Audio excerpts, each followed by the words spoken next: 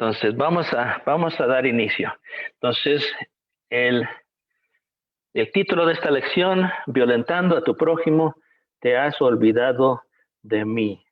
Entonces, esta es la acusación de no solo Ezequiel, sino también de Isaías, de Jeremías y de los otros profetas menores, de que no solo han olvidado a Jehová y han cometido la idolatría, pero también se han abusado de su prójimo, han aprovechado, lo han matado, y hay mucha injusticia social en Israel.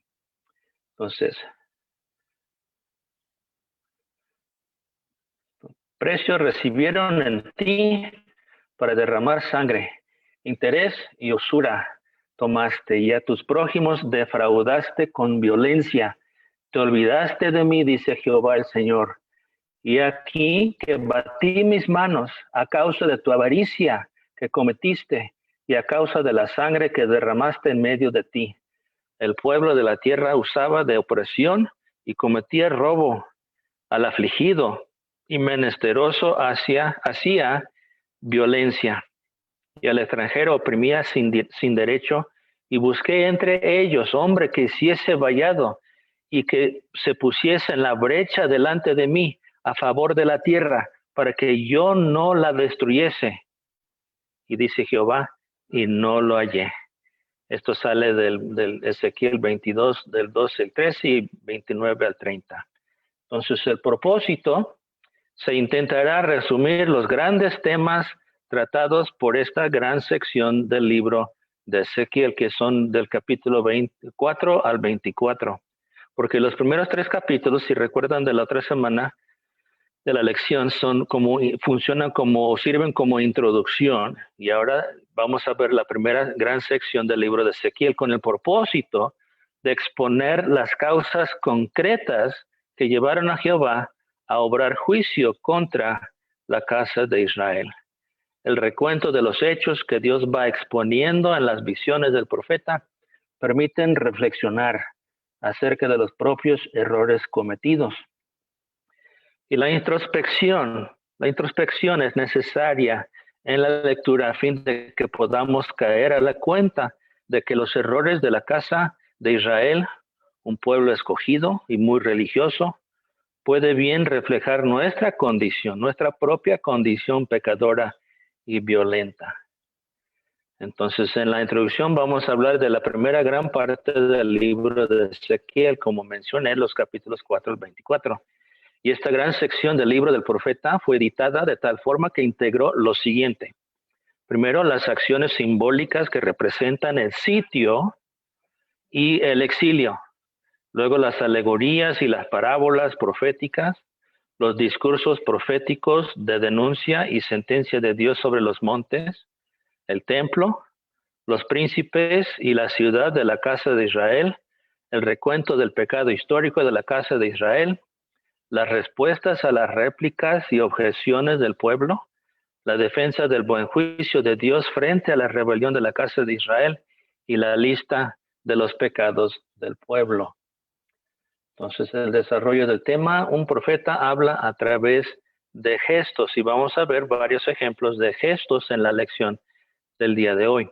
El profeta Ezequiel va a desarrollar en esta sección de su libro la parte más amarga de su actividad profética, para que la casa de Israel escuche la voz de Dios y preste atención a la denuncia, al juicio y a la sentencia que el Señor ha decidido dirigir en contra de ellos.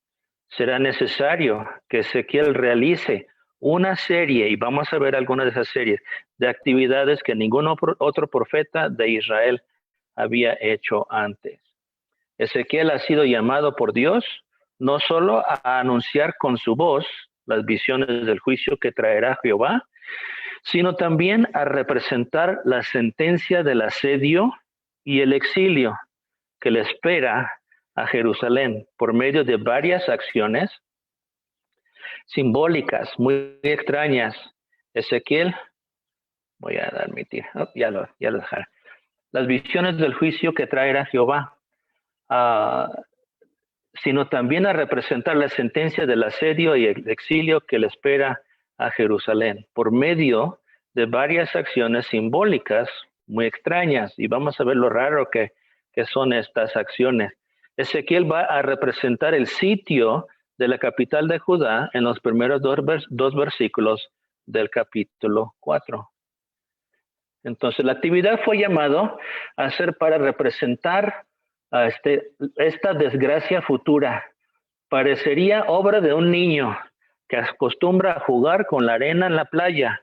Construir un castillo de arena parece una comparación adecuada que se puede hacer hoy de este gesto, y más tarde debe realizar una segunda acción simbólica. Y ahora será su comida, el gesto que represente la futura hambruna que les espera a los habitantes de Jerusalén sitiados por Babilonia. Entonces vemos en los siguientes 3 versículos. Y tú toma para ti trigo, cebada, habas, lentejas, millo y avena, y ponlos en una vasija, y hazte pan de ellos el número de los días que te acuestes sobre tu lado. 390 días comerás de él. La comida que comerás será de peso de 20 ciclos al día, de tiempo en tiempo la comerás, y beberás el agua por medida, la sexta parte de un hin, de tiempo en tiempo la beberás. Entonces, esta receta que vemos aquí un ejemplo. Hay varias personas de los Estados Unidos que han han inventado una receta de pan de los granos y las lentejas que Dios le dijo a Ezequiel, y así le decimos, Ezekiel bread, el pan de Ezequiel, que tiene todos los ingredientes mencionados en este capítulo. Okay, pero los gestos no terminan ahí. Vamos a ver lo que pasa en el capítulo 5. Entonces, luego también su propio cabello deberá también ser un símbolo de la futura desgracia de su país. Ezequiel 5 del 1 al 4. Y tú, hijo de hombre, tómate un cuchillo agudo, toma una navaja de barbero y hazla pasar sobre tu cabeza y tu barba. Toma después una balanza de pesar y divide los cabellos. Una tercera parte quemarás a fuego en medio de la ciudad. Y cuando se cumplan los días del asedio, y tomarás una tercera parte y la cortarás con espada alrededor de la ciudad. Y una tercera parte esparcirás al viento, y yo desenvainaré espada en pos de ellos. Tomarás también ahí unos pocos en número, y los atarás en la falda de tu manto, y tomarás otra vez de ellos, y los echarás en medio del fuego, y en el fuego los quemarás. De ahí saldrá el fuego a toda la casa de Israel. Entonces, a lo mejor se están preguntando, ¿cuál es el propósito? ¿Cuál es el propósito de este extraño acto? Su cabello, dividido en 3 partes, será una representación de la población de su país. Una tercera parte quemada, otra pasada por espada, y solo una tercera parte librada para sobrevivir en el exilio. Pero los gestos no terminaron ahí. Más tarde Dios le pedirá también que ponga una puesta en escena para que vuelva a representar el exilio que le espera su país. Entonces vamos a ver aquí los de Ezequiel 12, del 1 al 16. Vino a mí palabra de Jehová diciendo, hijo de hombre, tú habitas en medio de casa rebelde, los cuales tienen ojos para ver y no ven, tienen oídos para oír y no oyen, porque son casa rebelde. Por tanto, tú, hijo de hombre, prepárate enseres, los utensilios, los muebles, los instrumentos de marcha, y parte de día delante de sus ojos, y te pasarás de tu lugar a otro lugar a vista de ellos, por si tal vez atienden, porque son una casa rebelde, y sacarás tus enseres de día delante de sus ojos, como enseres de cautiverio, mas tú saldrás por la tarde a vista de ellos, como quien sale en cautiverio. Delante de sus ojos te abrirás paso por entre la pared y saldrás por ella. Delante de sus ojos los llevarás sobre tus hombros. De noche los sacarás, cubrirás tu rostro y no mirarás la tierra, porque por señal te he dado a la casa de Israel. Y yo hice así como me fue mandado. Saqué mis enseres de día como enseres de cautiverio, y a la tarde me abrí paso por entre la pared con mi propia mano. Salí de noche y los llevé sobre los hombros a vista de ellos. Y vino a mí palabra de Jehová por la mañana, diciendo: Hijo de hombre, ¿no te ha dicho la casa de Israel, aquella casa rebelde, qué haces? Diles: así ha dicho Jehová el Señor. Esta profecía se refiere al príncipe en Jerusalén y a toda la casa de Israel que está en medio de ella. Y diles: yo soy vuestra señal. Como yo hice, así se hará con vosotros. Partiréis al destierro en cautividad. Y al príncipe que está en medio de ellos llevarán a cuestas de noche y saldrán. Por la pared abrirán paso para sacarlo por ella. Cubrirá su rostro para no ver con sus ojos la tierra. Mas yo extenderé mi red sobre él y caerá preso en mi trampa, y haré llevarlo a Babilonia, a tierra de caldeos, pero no la verá. Allá y allá morirá. Una triste noticia, ¿verdad? Y a todos los que estuvieren alrededor de él para ayudarle, a todos y a todas sus tropas, esparciré a todos los vientos y desenvainaré espada en pos de ellos. Y sabrán que yo soy Jehová, cuando los esparciere entre las naciones y los dispersare por la tierra. Y haré que unos pocos de ellos escapen de la espada, del hambre y de la peste, para que cuenten todas sus abominaciones entre las naciones a donde llegaren, y sabrán que yo soy Jehová. Entonces, este relato demuestra que Ezequiel, siendo profeta, debe aprender también a ser un buen artista. Su pantomima le será a los judíos de Tel Aviv algo muy extraño. Entonces, ¿por qué Ezequiel hace maleta y hace la representación de un viajero que está pronto para salir de excursión? Si todos estaban obligados a vivir en Babilonia y no podían salir, ¿qué propósito puede tener este extraño acto?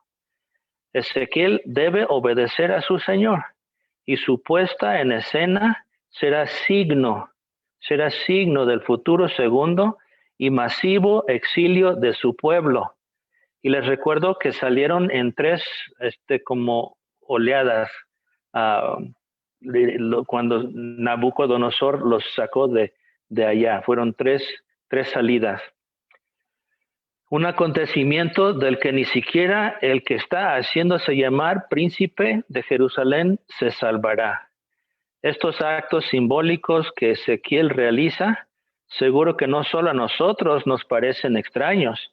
Sus propios compatriotas judíos que le vieron realizar esto, pudieron quedar con la boca abierta, atónitos. Algunos se sorprendieron y reflexionaron al respecto sin duda, pero así también seguro que hubo muchos que se burlaron de Ezequiel y sus curiosas acciones proféticas. Sin embargo, nadie estaría preparado para el último gesto del profeta, ni siquiera el propio Ezequiel. Dios le había pedido que con sus acciones hiciera signo de la futura sentencia de la futura sentencia de sitio y exilio que sobrevendría para Jerusalén. Pero ahora será su propia persona y no solo sus acciones las que serán un signo.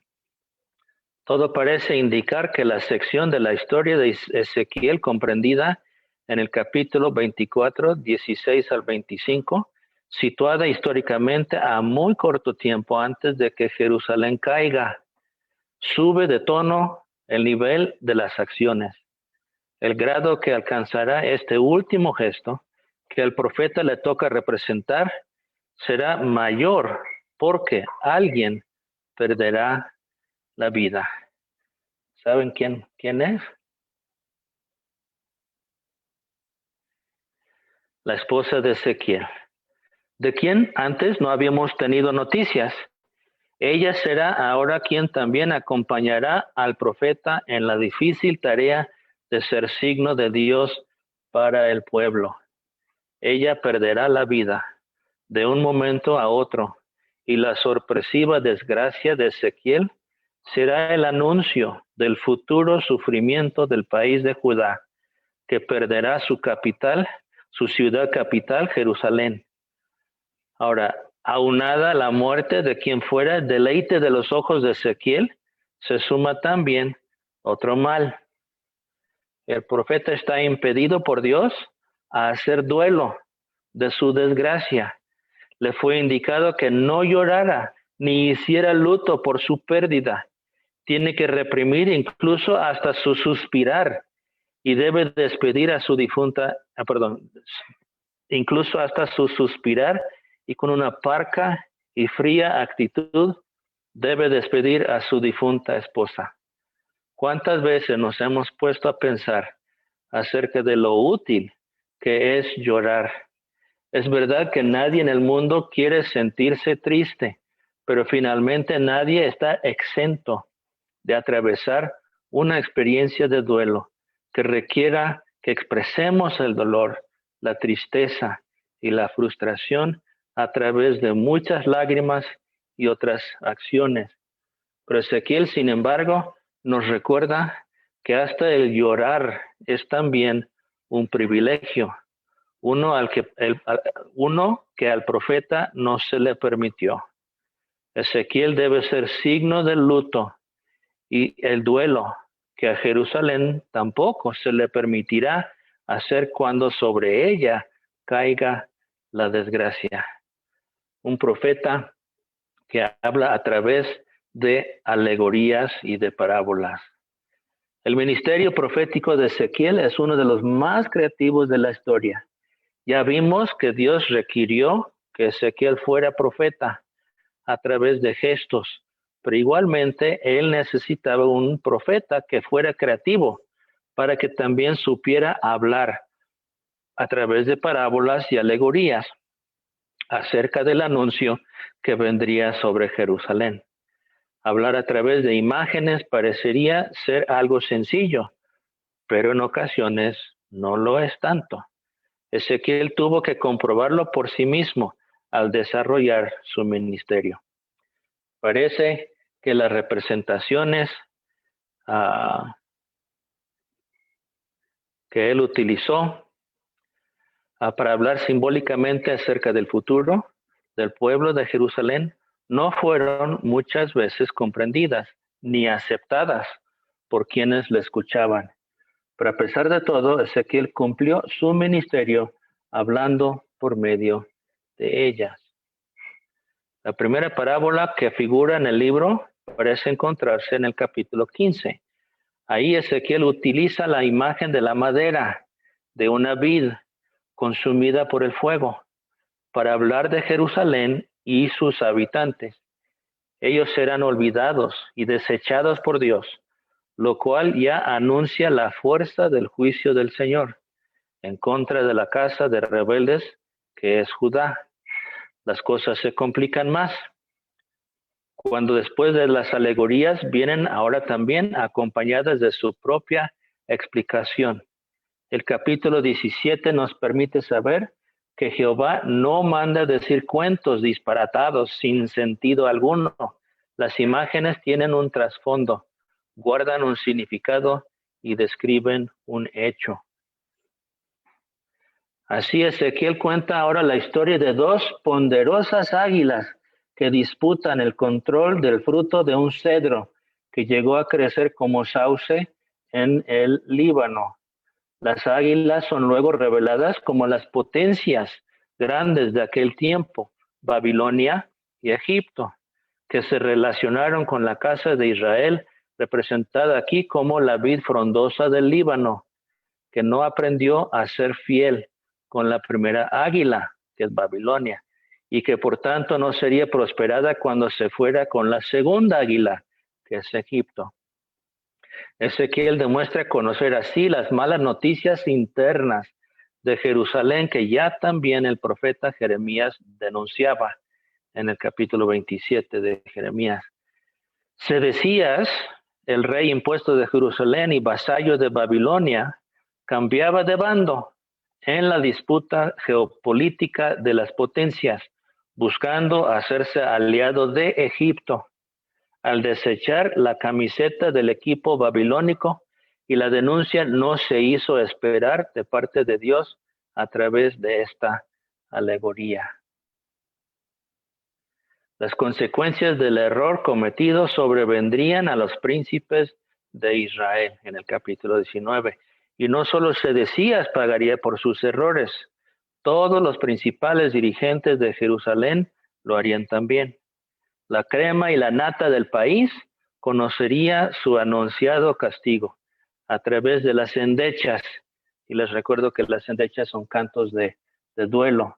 Las endechas de Ezequiel, como cachorros de leona y vástagos de una vid, los príncipes de Israel conocerían el destino de su madre Jerusalén, y comparada con una leona y con una vid fructífera, Jerusalén sería arrancada, secada y abandonada en medio del desierto.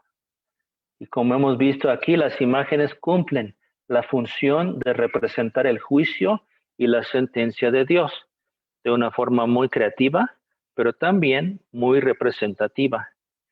Ezequiel continúa hablando con parábolas, ahora a través de la imagen de una espada que traspasará a su país y también al pueblo de Amón, en capítulo 21. Esta espada, como explica más adelante el profeta, es Babilonia. La espada es Babilonia, quien es presentada como fiel instrumento de Dios para ejecutar sus sentencias sobre Jerusalén y sus príncipes.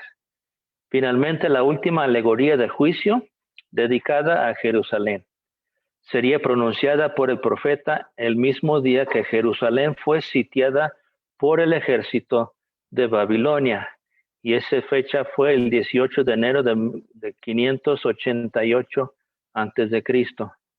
A diferencia de las anteriores representaciones figurativas de Ezequiel, esta combina gesto y símbolo.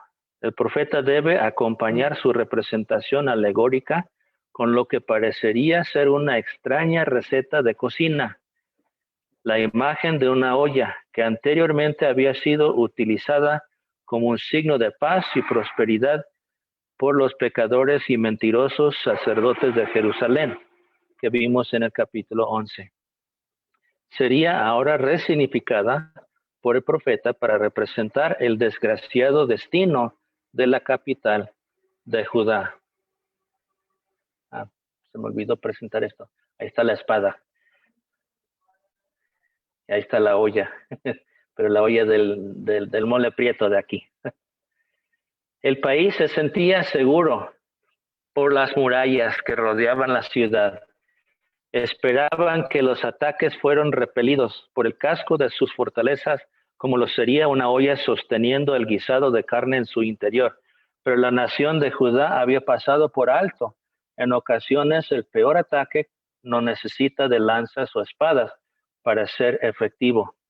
Y aquí vemos en esta, sitiar Jerusalén por un buen tiempo bastaría para forzar a la ciudad a pasar un mal rato de hambruna y de angustia, que finalmente terminaría rompiendo el espíritu del pueblo. La olla, símbolo de fuerza para los idólatras sacerdotes de Jerusalén, sería más bien símbolo de prisión y reclusión devastadora. Juicio de Dios contra los montes que vemos en los capítulos 6 y 7. hemos hablado mucho de la actividad profética de Ezequiel y de cómo ésta desarrolló dos maneras muy propias del profeta para proclamar el juicio y la sentencia de Dios. Y aunque ya hemos hablado un poco de las sentencias generales dictadas por el Señor, asedio, hambruna, exilio, todavía no hemos indicado a quienes recibieron específicamente estas sentencias y por qué. A continuación, intentaremos detallar los sujetos destinatarios del juicio de Dios y las causas del mismo. Los capítulos 6 y 7 del libro de Ezequiel recogen la denuncia, el juicio y el castigo de Dios proclamado para los montes, los collados, los arroyos y los valles de Israel. En suma, para toda la tierra del país, la sentencia recogida para extender el juicio de Dios sobre toda una nación y no sobre su capital. El día del Señor llega y pone fin al bienestar del pueblo y la tierra. Y hasta ese momento había gozado de seguridad, de salud y de alimento, para que ahora conozcan la espada, la enfermedad y la hambruna. ¿Cuál podría ser el pecado del pueblo para merecer tal castigo? Los versículos 19 y 22 del capítulo 7 nos dan una pista.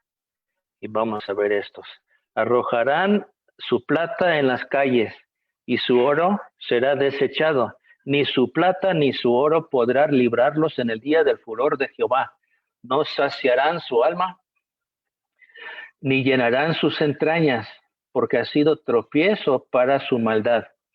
Y apartaré de ellos mi rostro, y será violado mi lugar secreto, pues entrarán en él invasores y los profanarán. Entonces, cuando Dios habla del lugar secreto, ¿a cuál lugar se refiere?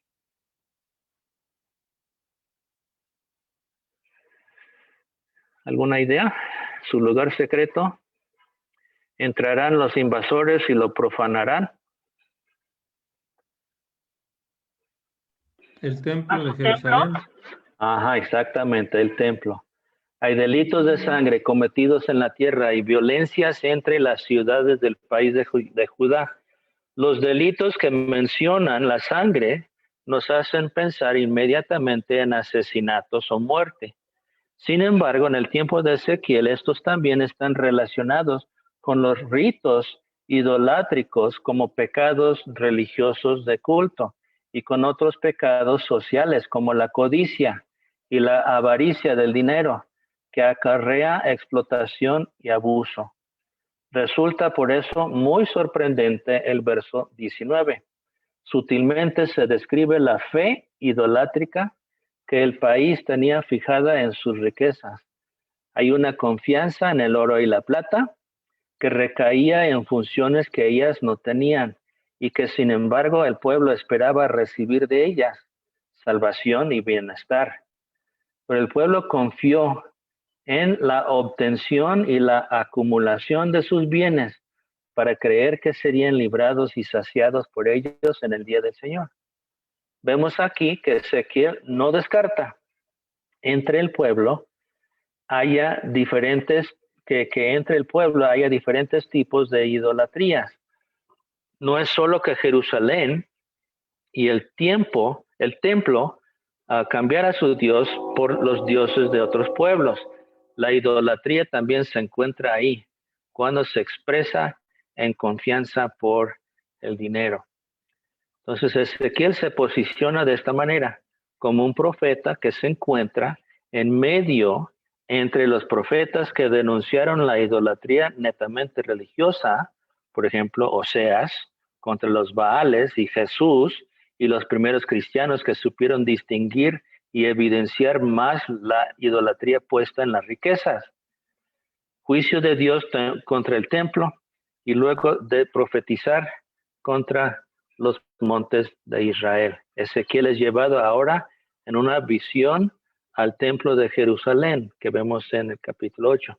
A kilómetros de distancia de donde él se encontraba, Jerusalén continuaba su vida social con normalidad, aún a pesar del primer exilio del año 597 a.C.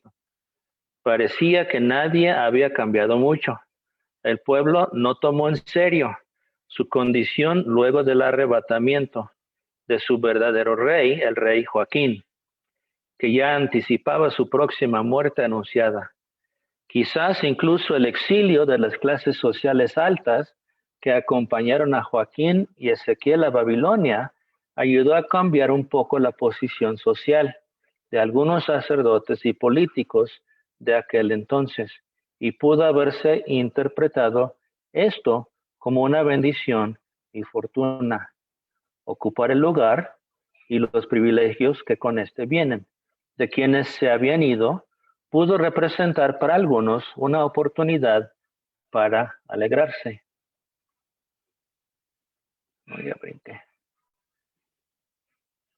Esa alegría y confianza pudo, a su vez, seguir promoviendo la idea equivocada de que Dios o no estaba cumpliendo su parte de la alianza, el pacto, hecha con sus padres, o bien era débil frente a los dioses babilónicos y egipcios, y por ello en nada podría ya auxiliarle.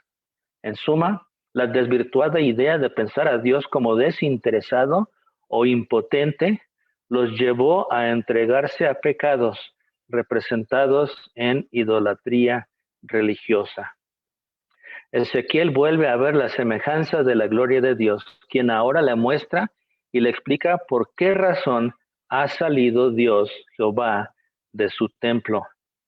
La idolatría, esta vez religiosa, había llegado a niveles nunca antes vistos. Las paredes del templo vestían y decoraban imágenes de dioses que no habían librado a Israel de Egipto en el Éxodo, ni habían dado la tierra que pisaban como heredad a sus padres.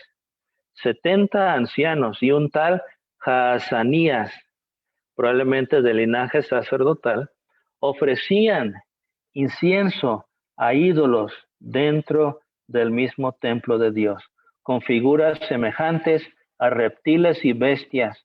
Mujeres a la puerta del templo ofrecían oraciones y ruegos a un dios babilónico llamado Tamuz. Qué ofensivo para Jehová, ¿verdad? Y cerca del altar 25 hombres adoraban al sol, dándole la espalda a Jehová. Las cosas tan abominables que se estaban realizando en un lugar edificado y consagrado para dar alabanza a Dios, trajo severas y duras consecuencias. La visión de Ezequiel continúa en el capítulo 9 de su libro, donde ahora se muestran los resultados de tales idolatrías. 6 hombres se presentan ahora en la visión como los verdugos de la ciudad. Cada uno trae consigo una arma de destrucción para hacer violencia contra Jerusalén. Pero antes de que comiencen a ejecutar sentencia, la semejanza de la gloria de Dios se encarga que uno de ellos, que se encontraba vestido con atuendo de escribano, ponga una señal en la frente de aquellos que lamentaban la idolatría de la ciudad para distinguirlos y apartarlos de las violencias y la muerte que rodearían a toda la capital. Durante los siglos, la letra griega tau, esta es la letra griega tau, ha sido considerada como aquella señal que marca las frentes de quienes han sido librados por Dios. Entonces se imagina que el escribano fuera de persona en persona poner una T a los que no estaban de acuerdo con la profanación del templo. Y Francisco de Asís aplicó un profundo sentido místico a esta señal, y unos siglos más tarde, protestantes anabaptistas como Anneken de Hans interpretaron el mismo como una señal legítima de los verdaderos creyentes en Cristo, que serían probados con el martirio, pero nunca abandonados por Dios. En realidad, la señal que marcó en él la visión de Ezequiel a los que no habían cometido idolatría no llegó a evitar que el profeta se lamentara por todo su pueblo. Aún con todo, parece que tampoco evitaron estos acontecimientos, que los ya mencionados 25 adoradores del sol y Jaazanías junto a Pelatías, principales del pueblo, siguieran dando mal consejo al país a través de una mentira ilusoria de paz y seguridad. Y antes hemos mencionado que la alegoría de la olla del capítulo 24 tuvo su origen en el capítulo 11. Los príncipes del templo, sacerdotes y sumos sacerdotes, evaden la realidad social que rodea a su país y evitan hablar de la amenaza real, de una devastación a su ciudad. Promueven hablar de una falsa paz y de una ilusoria idea de bienestar y seguridad, cuando lo que el pueblo debe escuchar es una denuncia de sus pecados que traiga consigo arrepentimiento y conversión. Frente a los ojos de Ezequiel, la consecuencia del mal consejo no se hace esperar. Pelatías, el que acabo de mencionar, Pelatías cae muerto y el profeta vuelve a hacer lamento por la condición de su pueblo. Luego de escuchar el lamento de la atalaya de la casa de Israel, Jehová decide despedir a Ezequiel de la visión, no sin antes adelantarle una pequeña imagen de la restauración que Dios, obrará para su pueblo. Y vamos a verlo en los siguientes 5 versículos. Ezequiel 11 del 16 al 20. Dice Dios, por tanto di, así ha dicho Jehová el Señor, aunque les he arrojado lejos de entre las naciones y les he esparcido por las tierras, con todo eso yo les seré por un pequeño santuario en las tierras a donde lleguen. Di, por tanto, así ha dicho Jehová el Señor, yo os recogeré de los pueblos y os congregaré de las tierras en las cuales estáis esparcidos, y os daré la tierra de Israel, y volverán allá, y quitarán de ella todas sus idolatrías y todas sus abominaciones, y les daré un corazón, y un nuevo espíritu pondré dentro de ellos, y quitaré el corazón de piedra de en medio de su carne, y les daré un corazón de carne, para que anden en mis ordenanzas, y guarden mis decretos, y los cumplan, y me sean por pueblo, y yo sea a ellos por Dios. Entonces, Ezequiel es llevado en visión de regreso a Tel Aviv. Luego de ver tanto, decide no guardarse la visión, sino compartirla con todos sus compatriotas exiliados. Es consciente de la responsabilidad que tiene como centinela de su casa. Debe advertir a su prójimo sobre lo que ha visto y vendrá para su nación. Debe seguir haciendo un llamado al arrepentimiento y la conversión. Entonces hemos llegado al final de la lección el día de hoy. ¿Alguna pregunta o comentario que quieran hacer?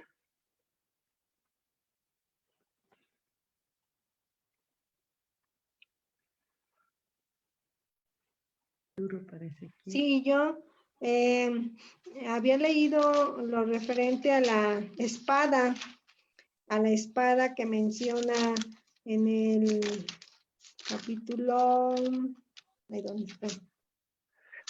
A la espada, en donde dice que todos morirán, y pues creo que la espada afilada, afilada de Jehová, sí dice, he aquí yo estoy contra ti, sacaré mi espada de su vaina y cortaré de ti al justo y al impío. Creo que dice, y tu hijo de hombre gime como con quebrantamiento de tus lomos y con amargura gime delante de los ojos de ellos. Esto, pues así como que nos hace ver cuál era la intención del Señor para este pueblo que pues había pecado, lo había ofendido, y pues su corazón estaba duro, y no le hacía caso. Y también me llamó la atención en el versículo 15 del capítulo 22, donde dice, te dispersaré por las naciones.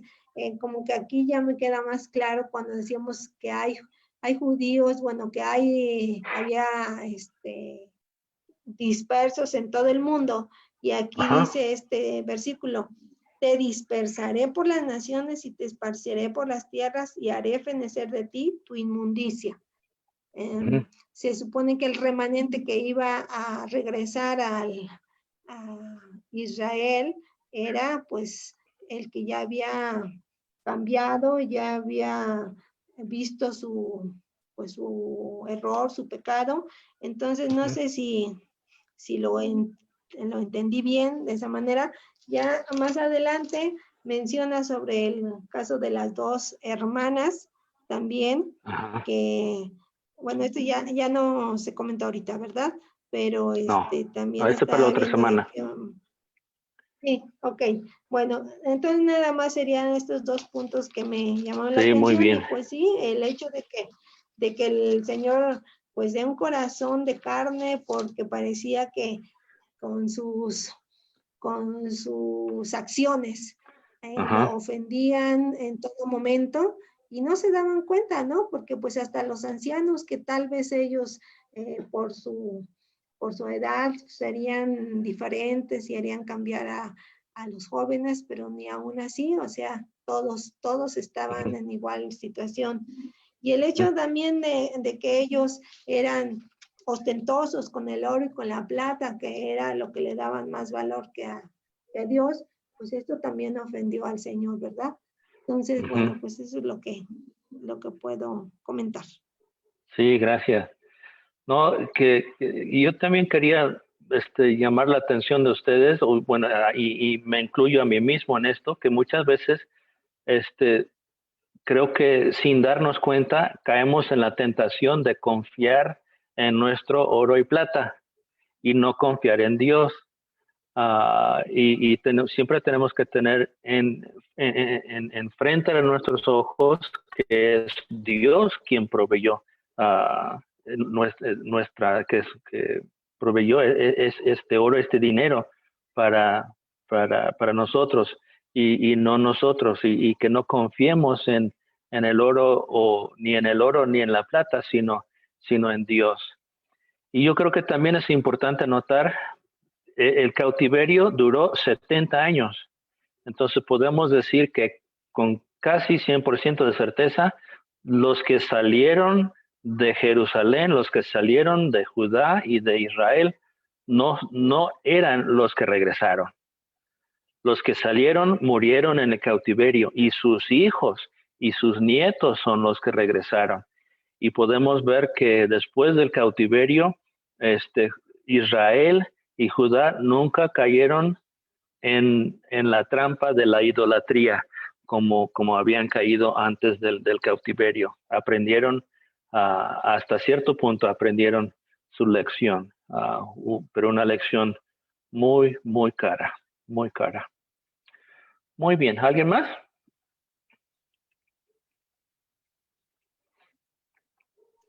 Buenas tardes. Buenas tardes. Dios les bendiga. Sí, igualmente, gracias. Hubo una parte en la que me llamó la atención y me identifiqué con ella, y pienso que ahora todavía sucede, en donde decía que ellos veían que Dios confiaban más en sus otros dioses o en otros dioses, y creían que Dios pues realmente era muy débil comparado con ellos.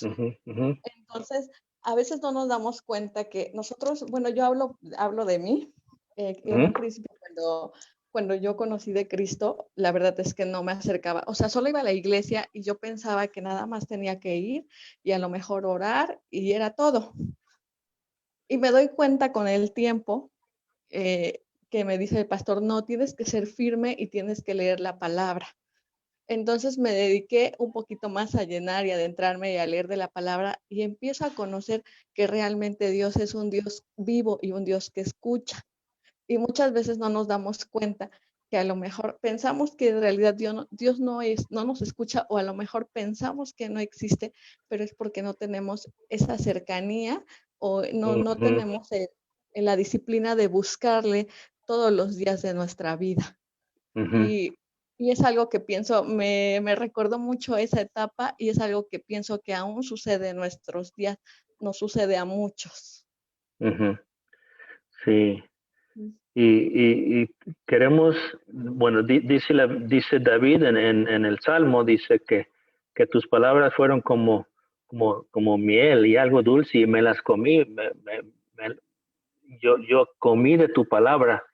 Y dijo Jesús cuando estaba siendo tentado en el desierto por Satanás, dice que no solo del pan vivirá el hombre, sino de toda palabra que sale de la boca de Dios. Y tenemos que ver su palabra como pan, como algo que nos nutre, que nos alimenta, para que podamos tener los pensamientos de Dios. Dice Isaías 55 que los pensamientos de Dios no son nuestros pensamientos. Y como está el cielo arriba de la tierra, son los pensamientos de Dios arriba de los de nosotros. Y para poder pensar los pensamientos de Dios necesitamos leer su palabra, necesitamos digerir su palabra de manera diaria. ¿Qué tan seguido comemos? Pues 2, 3 veces al día. Y hay que alimentarnos, no solo una vez a la semana, una vez al mes, una vez al año. Hay que alimentarnos, hay que nutrirnos diariamente de la palabra de Dios. Y es nuestro sustento imprescindible. Sin la palabra de Dios no podemos vivir, no podemos crecer. Muy bien. Gracias. ¿Alguien más?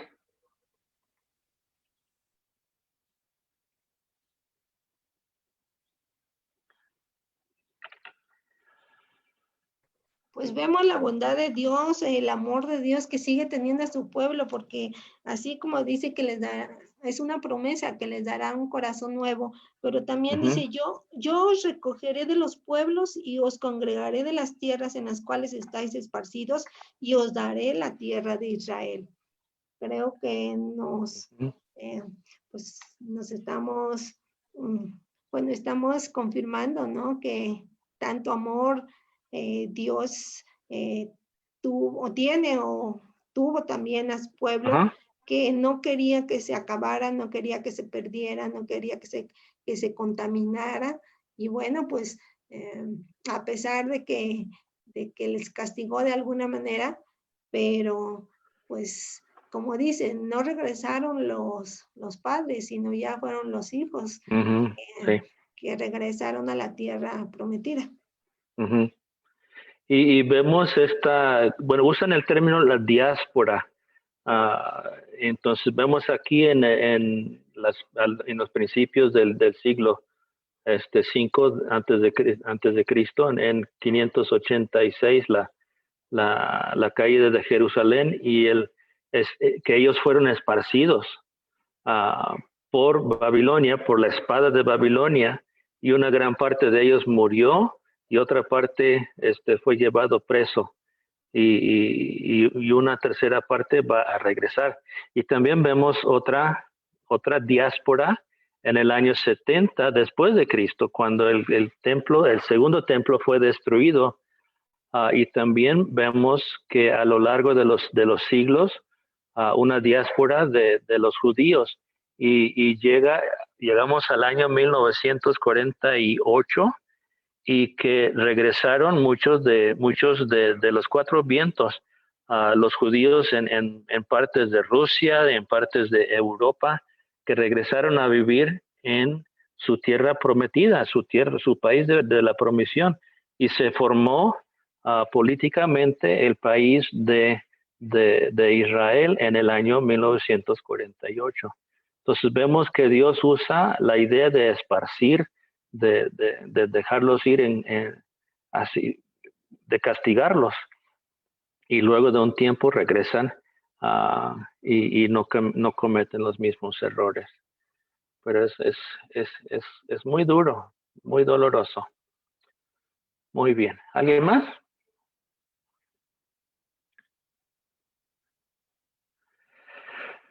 Entonces, para la semana que entra, les voy a pedir que si no lo han hecho, que lean los capítulos del 4 al 24, porque vamos a seguir nuestra consideración de esta primera sección del libro de Ezequiel. Y si no pueden leer del 4 al 24, que lean por lo menos 16, 20 y 23. Capítulos 16, 20 y 23 para la semana que entra. Vamos a continuar nuestro estudio. Muy bien, ¿alguna pregunta antes de terminar?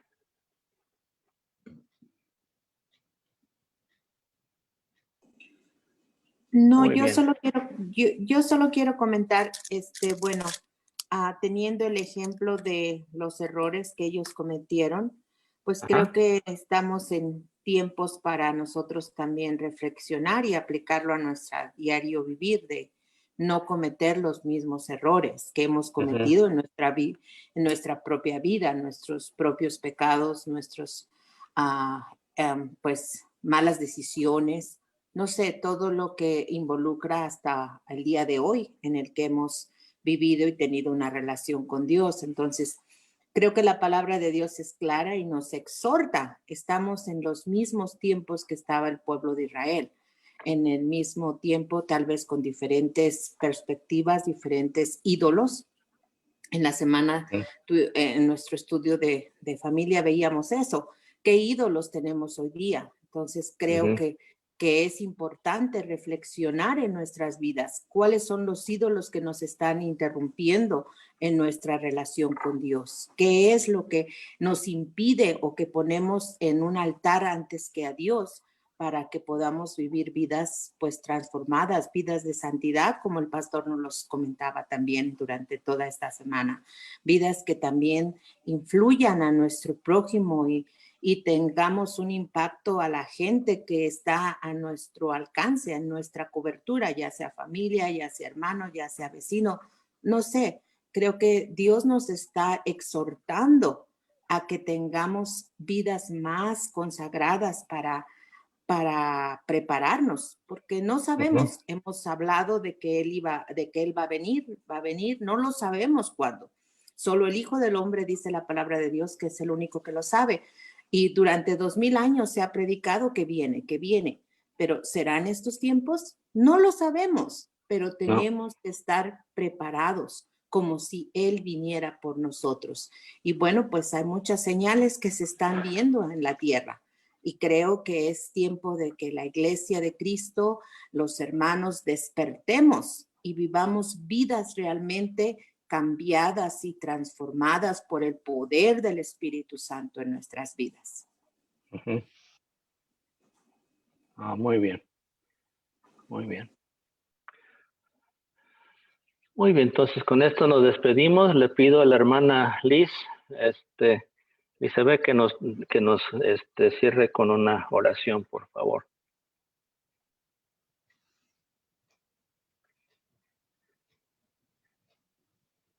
Hermana Elizabeth, ¿estás ahí?